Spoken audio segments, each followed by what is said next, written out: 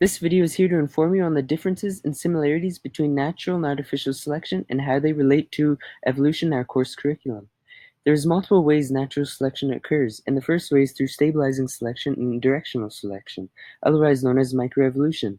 Microevolution can change species in small ways, either by changing the color of a whole population or the size of one over multiple generations. Most animal species have relatively the same traits over time, with various outliers in some instances. Stabilizing selection tries to ensure that the outliers don't show up again in the traits of the next generation.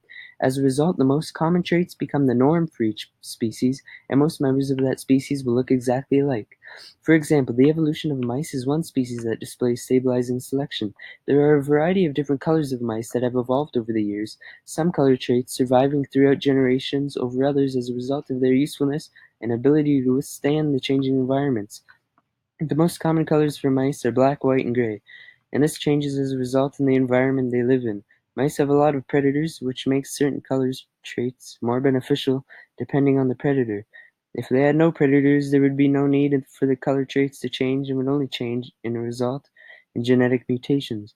At nighttime, white mice are way more vulnerable to predators because they stick out in the night. During the day, black mice are way more vulnerable to prey like foxes because they are easy to find and stick out. Both black and white mice are eaten a lot, which leaves the gray mice which survive both day and night. By the next generation, there will be many less black and white mice to reproduce.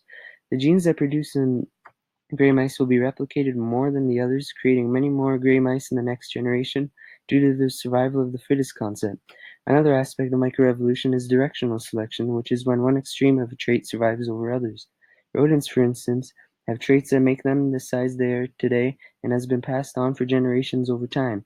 Many rodents find different advantages in being small, which is why most rodents have remained a certain size.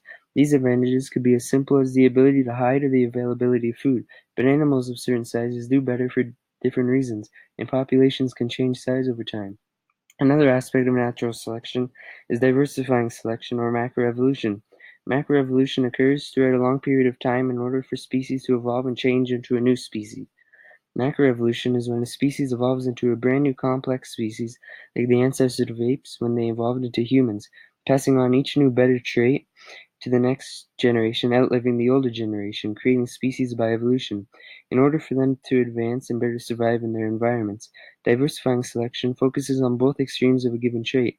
For example, if humans suddenly began to evolve into having gills because there was no more land on the planet, but it was covered in water, now the humans that don't contain these traits will die off, leaving the newly evolved humans to mate and create offspring that contain these extreme traits so we can now